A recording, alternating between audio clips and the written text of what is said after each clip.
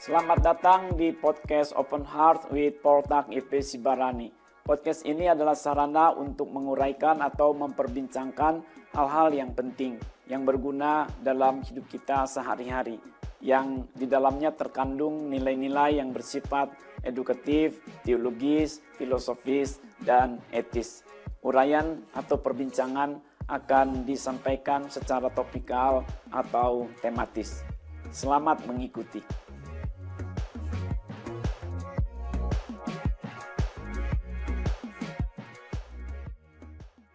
Topik yang akan diperbincangkan pada edisi ini adalah hamba uang. Hamba uang. Untuk memperbincangkannya sudah hadir dua kawan kita. Yang pertama adalah Bapak Iman Kurniadi. Apa kabar Bapak Iman? Baik Pak. Syukur ya. Lalu Ibu Rohana. Apa kabar Ibu Rohana? Baik Pak, terima kasih. Syukur juga ya. Terima kasih Bapak dan Ibu sudah kembali meluangkan waktu untuk berbincang dengan saya pada edisi ini. Seperti tadi kita katakan bahwa topik yang akan menjadi perbincangan kita adalah hamba uang. Uang yang dimaksud di sini menunjuk kepada semua harta benda, segala kekayaan materi. Manusia ini memang antik ya, juga kompleks dan complicated gitu. Manusia ini di satu sisi dia berusaha untuk menguasai yang lain yang tidak perlu dia kuasai, tetapi di sisi lain dia sadar tidak sadar sudah atau dapat menjadi hamba yang lain yang tidak seharusnya memperhambanya. Termasuklah pergulatan dengan uang, dengan harta benda atau kekayaan materi ini. Mengenai istilah Pak, penyebutannya itu hamba uang. Ya memang kita sendiri sudah familiar lah dengan istilah hamba uang ini. Namun dalam pengertian secara real, konkret gitu kan, kadang kita masih kurang paham gitu. Cenderung kan kita hanya, dikit-dikit uang. Nah itu yang sering kita deskripsikan sebagai hamba uang gitu Pak. Apakah ada contoh-contoh yang bisa menjelaskan lebih detail penyebutan hamba uang itu Pak? Hamba uang itu adalah seseorang yang segala sesuatu itu dia lakukan demi uang. Dan segala sesuatu itu dia lakukan dengan uang. Berarti ada takaran-takaran tertentu ya Pak, supaya memang kita bisa mengambil sebuah kesimpulan, oh berarti ini yang termasuk hamba uang gitu. Ya katakanlah kalau mau bekerja selalu dihitung dengan gajinya berapa. Hanya fokus di situ. Tidak memperhitungkan apa gunanya buat kesehatan fisiknya, kesehatan psikologisnya, sosialitanya, perbuatan baiknya untuk sesamanya, mengasah keterampilan sumber daya manusiawinya, menjadi pelayan bagi sesama, bahkan itu dia jadikan sebagai amal ibadah tersendiri kepada Tuhan. Sehingga kalau dia itu merasa uang yang dia dapat itu tidak sesuai dengan pemikirannya, dia bisa tolak mentah-mentah. Bahkan belum juga coba. Dia abaikan faktor-faktor atau hal-hal lain yang dia dapatkan sesungguhnya melalui pekerjaan itu. Demikian pula nanti kepada hal yang lebih serius, menikah, dia dapat apa? Kalau dia diangkat menjadi seorang pimpinan, walaupun itu pimpinan sosial, kelembagaan yang seharusnya itu adalah ministry, tapi dia pikirin dapat apa dia dari segi keuangannya, fasilitasnya. Itu demi uang. Kalau yang menunjuk kepada yang mengatasi segala situasi sulit, persoalan dengan uang, itu adalah dia kurang menggunakan langkah-langkah sosial gitu, langkah-langkah spiritual. Humanismenya di situ kurang. Pokoknya ya sudah uang. Oke, aku langgar kendaraanmu, kamu minta berapa? Nggak ada urusannya, maaf ya, aduh aku keliru, aduh Anda luka nggak ada begitu. Udah berapa? Bayar. Karena semua dengan uang. Pak, kalau andaikan tadi dikatakan semua solusi atau mencari solusinya itu semua dengan uang, itu kan berarti orang itu memiliki uang. Dengan kata lain, hanya orang-orang tertentu saja yang bisa dikatakan itu hamba uang. Maksudnya orang yang tidak punya uang, tentunya dia tidak akan memikirkan menyelesaikan solusi dengan uang. Belum tentu. Belum tentu hanya orang yang memiliki uang yang banyak maka dia dikategorikan sebagai hamba uang. Apalagi menunjuk kepada pengertian yang pertama. Segala sesuatu dilakukan demi uang. Belum tentu dia sudah banyak uang. Justru jangan-jangan karena dia merasa belum punya uang dan kepengen punya banyak uang, maka segala sesuatu dia lakukan itu ya demi uang. Kan ada dua nih tadi, Bapak Ibu. Iya. Yang dimaksud dengan apa ini hamba uang ini. Yang pertama, segala sesuatu demi uang. Belum tentu dia sudah punya uang yang banyak apalagi. Tapi justru demi uang itulah dia lakukan sesuatu. Tentu orang yang sudah punya uang banyak pun bisa juga maruk juga.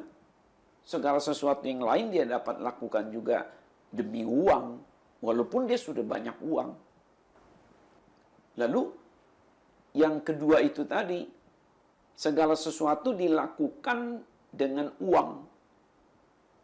Nah, ini belum tentu juga dia itu sudah punya uang. Bisa saja dia memang mindsetnya begitu dasarnya. Walaupun dia belum punya uang, dia pinjam sana sini. Karena dia mindsetnya, pola pikirnya adalah ya demi uang dengan uang, demi uang dengan uang. Atau antaranya gitu. Ya tentunya karena kalau kita bicara soal uang, kita semua perlu uang ya Pak ya. Dan orang juga alasan khususnya manusia dewasa itu bekerja untuk uang. Berarti ada batasan tertentu, bisa dikatakan orang itu masuk sebagai hamba uang. Jadi maksudnya ya kita bekerja normal dan kita ingin ya istilahnya berkecukupan seperti itu. Tapi batasan mana yang akhirnya dikatakan ya orang itu hamba uang. Apa yang menjadi batasannya adalah, coba lihat tadi, ketika dia mau melakukan sesuatu yang sebenarnya itu ada sisi sosialitanya, bahkan ministrinya, dia abaikan sisi sosialita demi sesama, nilai-nilai kemanusiaan, bahkan spiritualitas. Hanya ya demi uang gitu. Pokoknya semua yang dia tidak dapat uang di dalam pekerjaan atau perlakuan itu, dia nggak anggap sebagai sesuatu yang baik buat dia. Dia itu sudah menjadi hamba uang. Ketika ada masalah dalam keluarga lah. Seharusnya kan kita, walaupun yang dikatakan perkaranya itu adalah perkara uang, harusnya kita ngobrol-ngobrol dulu lah, ada apa sih ya, basa-basi dulu kan, saudara kan, tanyalah apa tidak enakan dia terhadap kita atau kita terhadap mereka, ucapkanlah. Orang yang terindikasi dia menjadi hamba uang, dia dengan saudaranya ada clash. Tinggal pakai orang kedua atau ketiga sebagai mediator, apakah itu bagian legal, hukum, advokat, pengacara, dia nggak mau ngomong. Pokoknya urusannya adalah uang. Sebenarnya kan tidak salah untuk seseorang itu bekerja keras untuk mendapatkan uang. supaya dapat menghidupi keluarga selayaknya. Ia tidak salah. Seharusnya demikian. Tapi kalau orang menjadi hamba uang kan, nanti istrinya itu akan dia atur dengan uang. Aku kan sudah kasih uang sama kamu. Ya sudah. Ini, nak, sini, kamu jajan sana. Bapak udah dapat uang. Dia akan lupa atau tidak mau mendalami apa kebutuhan istrinya, apa kebutuhan anaknya. Dia bisa kirim uang sama orang tuanya di kota lain atau di kampung halaman kalau dia perantau. Sudah ya mama? Sudah ya papa? Sudah saya kirim? Tidak ada perbincangan lain. Itu kan menjadi hidup yang seluruhnya hanya uang. Kalau seperti itu memang bahaya ya Pak, kalau seseorang sudah menjadi hamba uang di tengah-tengah keluarganya pun dia masih berpikir dia dapat menyelesaikan ataupun menjalin suatu relasi dengan uang.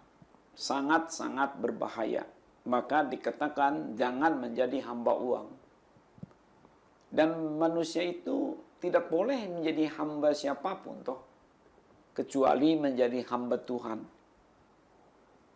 Itu sebabnya saya sangat yakin relasi orang atau manusia yang kelewat kuat dengan materi itu menunjukkan betapa lemahnya relasinya mereka dengan Tuhan.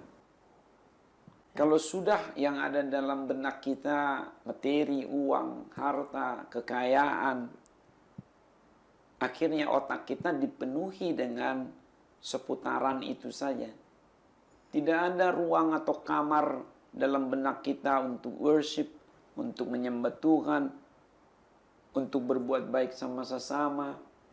Bahkan dia bisa ngejokiin kewajibannya dengan menggantinya dengan uang. Hamba uang ini memang bisa menimbulkan problem ya Pak, dalam berkehidupan kita dengan sesama, dengan keluarga, bahkan dengan Tuhan sendiri begitu. Sehingga kita pada akhirnya semua yang terpikirkan, yang ingin dilakukan selalu diukur dengan uang begitu. Betul, betul. Tentu uang ada porsinya sendiri dalam hidup manusia. Lalu bagaimana posisi uang yang seharusnya di dalam hidup kita? Posisi uang yang seharusnya dalam hidup kita itu dapat dirangkumkanlah ya ke dalam 3 posisi yang semua diawali dengan bukan ya. Mula-mula uang bukan tuan bagi kita, melainkan hanya sebagai alat saja. Yang kedua, uang itu bukan pengganti kasih sayang, melainkan hanya salah satu sebagian cara dalam menyatakan kasih sayang terhadap Tuhan juga terhadap sesama. Tidak boleh kita atau tidak seharusnya kita mengganti kasih sayang itu hanya dengan tadi saya katakan itu, yang penting kirim uang, kasih uang. Sehingga juga apabila tidak punya uang, maka dianggap dia tidak dapat mengasihi yang lain. Mentang-mentang menganggap dirinya tidak punya uang. Ah, saya kan tidak punya uang. Ya, Anda tidak punya uang atau saya tidak punya uang bukan berarti kita tidak dapat mengasihi dengan bukan uang, dengan cara tidak punya uang gitu. Kita masih punya suara, masih punya perilaku, masih bisa membagi tenaga, masih bisa berbagi waktu, perhatian, kehadiran, ucapan-ucapan. Makanya uang ini hanya sebagai sarana. Satu, sarana membangun persahabatan. Injil Lukas pasal 16 ayat 9. 2, sarana untuk membangun persaudaraan.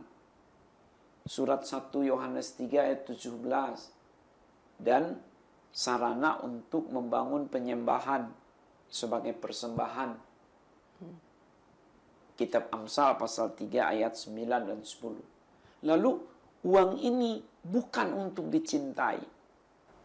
Cintailah, kasihilah Tuhan dan kasihilah sesamamu.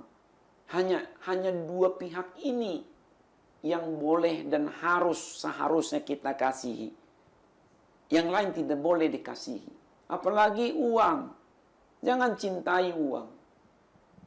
Mencintai uang itu akar dari segala kejahatan. Malah disebut di dalam surat 1 Timotius pasal 6 ayat 9 dan 10. Dengan kata lain tidak masalah sebenarnya untuk menghasilkan, mencari uang yang banyak atau kekayaan, itu tidak ada salahnya kalau itu diposisikan pada tempat yang seharusnya atau menggunakannya sebagaimana mestinya. Tidak salah. Kalau boleh kita pilih semua, kita harus kaya, bahkan kaya raya. Apa salahnya menjadi orang kaya? Tidak ada. Apa dosanya menjadi orang kaya? Tidak ada. Namun jangan menjadi orang kaya yang bodoh, kan begitu. Yang dia pikir dia saking banyak uangnya, dia lupa bahwa dia sudah diperbudak oleh persepsi atau mindset keuangannya itu. Kan kalau disebutkan menjadi hamba uang tadi, bukan uang itu yang memerintah dia, menguasai dia. Tetapi dia sendiri saking bodohnya, dia memperbudakkan dirinya, menghambakan dirinya di bawah uang yang tidak bernyawa itu. Karena pola pikirnya kan yang keliru, maka dia menjadi hamba dari uang itu. Bukan uang menjadi seperti monster, tiba-tiba datang saat dia tidur lalu kasih dia mimpi buruk, atau dia uang itu mengancamnya. Kan bukan begitu. Ini kan soal pemikirannya yang keliru tuh. Soal positioning dari uang itu. Termasuk di dalamnya perihal cara mencarinya, mengumpulkannya, dan untuk apa digunakannya. Kalau begitu Pak, kalau tadi Bapak menyampaikan tentang cara berpikir yang keliru, berarti orang ini harus dididik dan diajar Pak. Jadi tidak serta-merta dia bisa dikatakan salah gitu karena ketidaktahuannya. Nah, namun ada juga orang yang memang sudah tahu tapi melakukannya, begitu Pak. Bagaimana menyingkapi dua hal ini Pak? Betul sekali. Memang semua perilaku kan adalah berbanding lurus dengan pendidikan, pelatihan yang diterimanya dari komunitasnya. Lebih khusus dari keluarganya. Kalau dari sejak lahir anak itu didampingi oleh ayah ibu yang berperilaku tidak atau bukan sebagai hamba uang, dan mengajari anak itu apa itu uang, diberitahu betapa uang itu adalah anugerah tersendiri dari Tuhan, digunakan untuk apa, supaya kita dapat uang yang halal bagaimana. Beritahu juga batasan-batasan dari uang itu, apa batasan-batasannya, apa yang tidak dapat dilakukan dengan uang, dan apa juga yang tidak boleh dilakukan dengan uang. Tetapi ketika ayah ibunya itu sendiri yang memberi contoh, sengaja tidak sengaja, langsung tidak langsung, ya anak itu dapat rusak. Kalau begitu Pak, bagaimana supaya kita ini bisa pada posisi yang benar, memposisikan diri supaya tidak menjadi hamba uang? Kita di bawah Tuhan, tidak boleh di bawah uang posisinya. Lalu kita dikelilingi oleh sesama kita. Tadi itu lingkaran paling dekat adalah keluarga.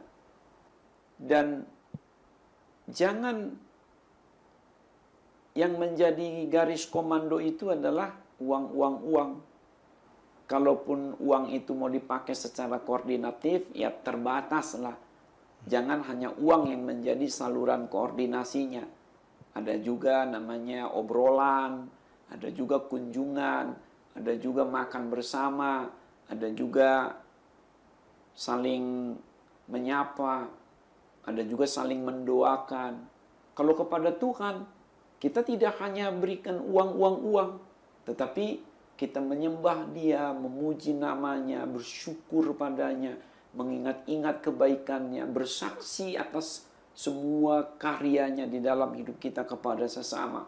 Bahkan kita sering-seringlah ngomongkan yang bukan uang itu kepada diri kita, sering-seringlah ngomongkan yang bukan uang itu kepada sesama kita. Dengan demikian kita akan mengurangi pengaruh uang itu, tidak semakin bertambah-tambah dalam diri kita.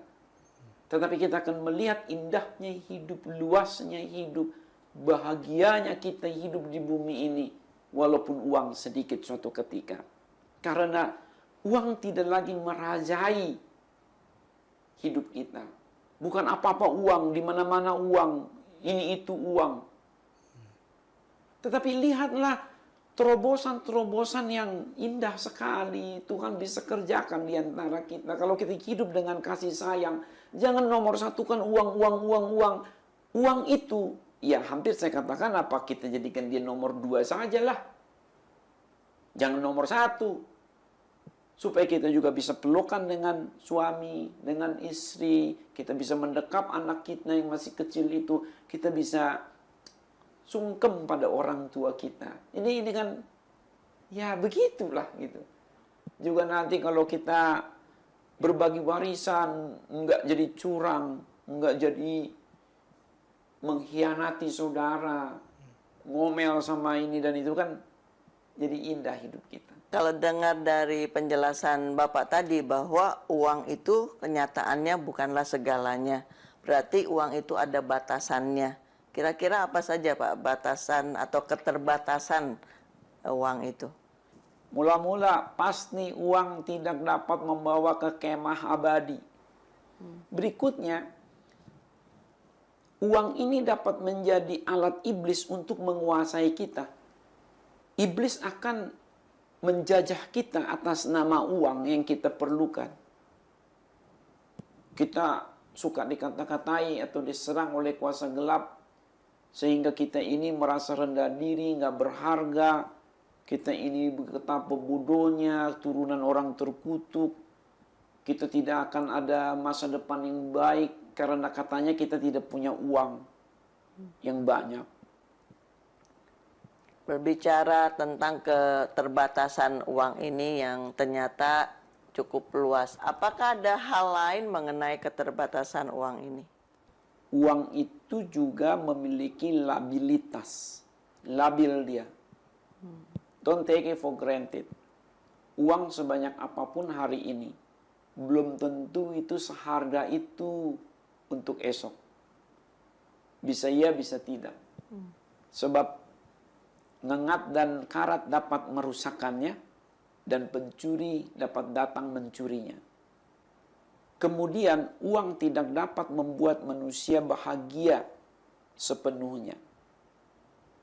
Sebab kita harus bedakan antara terpenuhinya kebutuhan materi dengan terpenuhinya kebutuhan rohani.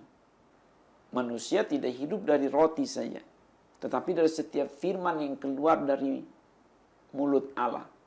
Injil Matius pasal 4 ayat 4. Makanya kebahagiaan oleh uang itu tidak bertahan lama. Pengkhotbah pasal 5 ayat 9. Sementara saja itu, kalaupun dikatakan dapat bahagia karena uang, dan tidak sepenuhnya. Itu sebabnya jangan menggaransikan masa depan kita pada uang. Jangan menjadi orang kaya yang bodoh, kata Tuhan Yesus. Di dalam Injil Lukas pasal 12 ayat 20. Sebab, sekalipun seseorang itu berlimpah-limpah hartanya, hidupnya tidaklah bergantung pada kekayaannya itu. Injil Lukas pasal 12 juga, ayat 15. Apalagi kalau dia sudah menjadi orang yang tamak, yang serakah.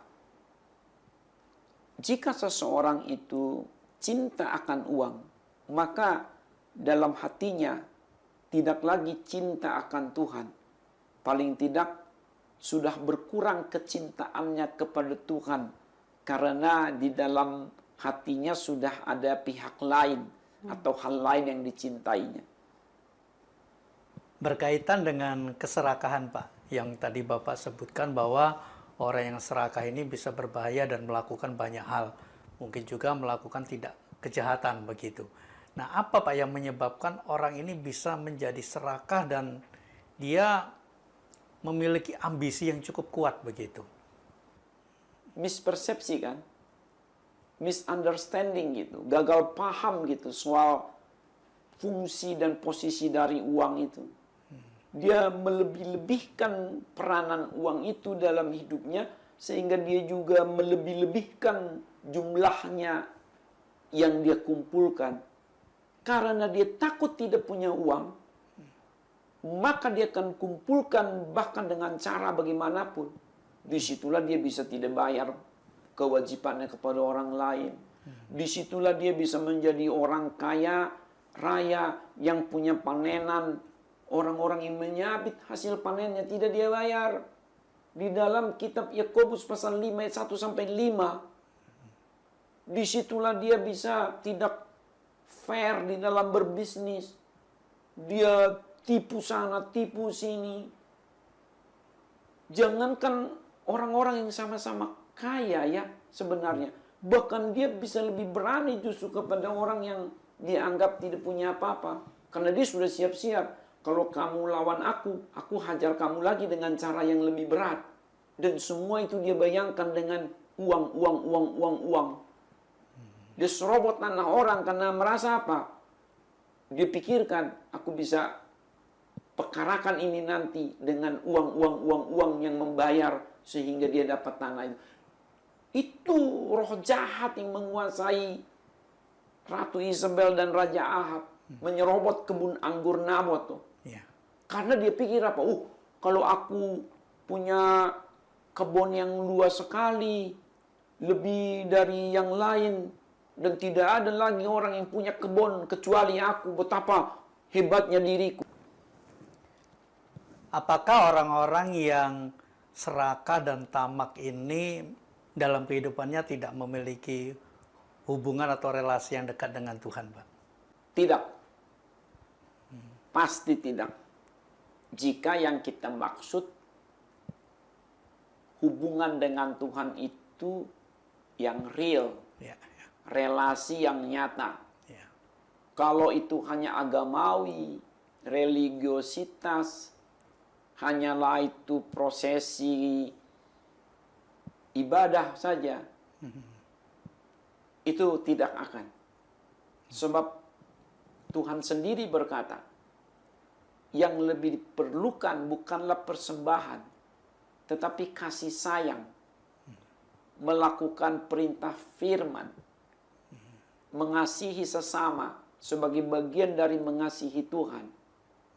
Dan mengasihi Tuhan itu bukan dengan uang saja toh, tetapi juga mengasihi Tuhan utamanya dengan ucapan bibir yang memuliakan Dia, rasa syukur, penyembahan, puji-pujian yang memuliakan Tuhan. Surat Ibrani pasal 13 ayat 15. Di mana kita merenungkan Taurat Tuhan siang dan malam. Tetapi celakanya orang yang diperbudak oleh uang itu, atau dia menjadikan uang segala-galanya itu, merasa sudah melayani Tuhan, menyembah Tuhan hanya dengan banyaknya persembahan-persembahan materi yang dia berikan. Belum lagi perlu diusut lagi itu uang yang dia kumpulkan, bagaimana pula caranya itu? How did you get it? Jadi orang-orang yang serakah ini, yang tamak, yang rela melakukan apapun hanya demi keuntungan diri sendiri, mereka sebenarnya agamanya menipu gitu ya Pak. Mungkin KTP-nya boleh beragama, tapi sebenarnya hati dan relasinya itu kosong gitu. Mereka tidak membangun hubungan yang dekat dengan Tuhan. Iya, Iya dengan pengertian bukan kita tahu yang sebenarnya. Ya, betul Pak. Iya hanya karena kita berani berkata iya hanya karena firman Tuhan sudah menyerukan demikian. Kita tidak menghakimi siapapun dan tidak boleh. Kita bukan Tuhan yang tahu isi hati orang. Tetapi dari firman yang disebutkan dalam Alkitab itu memang begitu. Bapak katakan bahwa orang yang mencintai uang itu menyimpang dari imannya. Apakah ini hal yang sama ketika dikatakan keserakahan atau orang yang serakah itu adalah penyembah berhala? Karena dia fokus penyelesaian masalah pada uangnya, dan karena itu pula dia mengumpulkan sebanyak-banyak uang itu sebelumnya, dia kumpulkan uang itu begitu rupa, seolah-olah itulah dewanya dia, ilahnya dia, maka tak heran disebut orang yang serakah, banyak mengumpulkan uang dengan segala macam cara yang dihalalkan, itu adalah penyembah berhala. Di dalam, seingat saya, surat Efesus pasal 5 ayat 5 dan surat Kolose pasal 3 ayat 5. Kalau dikatakan tadi orang yang suka mengumpulkan uang untuk dirinya, akhirnya dia menjadikan uang itu ilahnya. Jadi berhala itu atau ilah itu bukan sesuatu ya bentuk atau benda, tapi uang juga bisa dianggap sebagai berhala seperti itu, Pak. Iya, maka kita melihat adanya orang yang merasa tidak perlu lagi beribadah kepada Tuhan sebagai pribadi pencipta, pemelihara dan penyelamat, juga sebagai penentu kehidupan. Dia sudah memiliki ilahnya sendiri. Karena dia merasa tadi, aku sudah punya ini. Contohlah, kesalahgunaan uang itu. Karena dia merasa sudah punya uang banyak, dia sakit. Tidak perlu lagi berdoa, pergi saja beli obat. Tidak perlu lagi berdoa, sewa saja ahli kedokteran. Tidak perlu berdoa, langsung saja ke rumah sakit. Beli obat, sewa tenaga ahli kedokteran, langsung ke rumah sakit. Sesungguhnya itu tidak salah. Tetapi posisi Tuhan dalam hidup orang itu memang sudah tidak ada jadinya. Dia tidak lagi mengawali langkahnya untuk menyelesaikan masalah itu dengan berserah kepada Tuhan. Dia hanya akan berkata pada dirinya, tenanglah, aku ada uang. Asuransi ini masih cukup. Aku ada pegangan di sana. Aku bisa sewa ini, beli itu. Padahal manusia tidak dapat menyelesaikan sendiri masalahnya tanpa tuntunan Tuhan. Apalagi kalau yang sifatnya futuristik. Masa depan, akhir hayat. Apa guna seisi dunia kau miliki jiwamu binasa? Kita tidak anti uang kan. Uang itu kan kita perlukan di dunia. Tetapi supaya jangan mensalah posisikannya, juga jangan salah menggunakannya.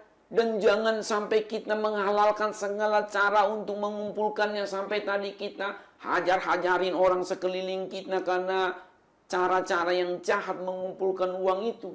Tidak ada lagi boro-boro memberi pada sesama. Kalau bisa ambil seluruhnya dari mereka katanya. Itu kan adalah orang yang tidak bertuhan. Mengenai mengumpulkan uang, Pak. Sadar atau tidak sadarkan kita pasti mengumpulkan uang ini. Entah itu sedikit atau banyak begitu. Dengan cara-cara yang tentunya pasti halal. Bagaimana ini kalau dihubungkan dengan menabung, Pak? Apakah menabung ini termasuk mengumpulkan uang dalam kategori tadi yang dijelaskan atau ini berbeda, Pak? Menabung dengan mengumpulkan menurut pemahaman dalam Alkitab itu berbeda. Jangan kamu mengumpulkan harta di bumi, tetapi tidak dilarang menabung di bumi. Mengumpulkan itu buruk. Konotasinya buruk. Karena dia nanti akan tadi, seolah-olah itulah nanti menjadi Tuhannya dia. Pegangan hidupnya dia. Karena dia sudah mengumpulkan. Dan belum tentu akan dibagikan kalau dia kumpulkan untuk dirinya. Tetapi kalau menabung, ini baik. Karena menabung itu ada filosofi, visi, misinya. Menabung dalam Alkitab tidak pernah dilarang. Asalkan memang tetap tujuannya dan caranya baik. Menabung itu bagian dari apresiasi. Apresiasi atas berkat Tuhan yang lebih suatu ketika. Kalau Tuhan memberikan 2, sementara kita cukup saja pakai 1 hari ini. Yang satu lagi diapakan? Jangan dibuang. Jangan dihabisin sekaligus juga. Enough is enough. Sudah cukup 1 ya 1. Hargai berkat Tuhan. Apresiasi. Tabunglah yang 1 lagi. Berikutnya, menabung itu indah, baik adanya. Karena menabung itu sebagai bagian dari antisipasi. Sadarkah kita, kesusahan sehari cukup untuk sehari memang. Justru karena kesusahan sehari cukup untuk sehari, jangan-jangan ada apa nih besok sehingga kita diberkati lebih tadi hari ini. Jangan-jangan besok ini akan ada apa masalah. Sebagai pedagang, jangan-jangan tidak datang pelanggan. Entah karena dia tertahan, karena maaf ya, sakit. Atau dia bagaimana-bagaimana. Sementara kita sudah sediakan dagangan kita sebagai pedagang harian. Maka kita harus tanggap gitu.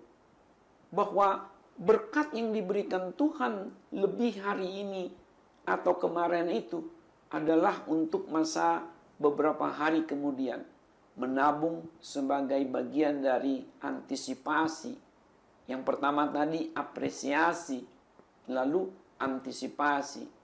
Kemudian menabung itu adalah ada rasionalitas di situ, logika, hikmat Tuhan yang manusiawi.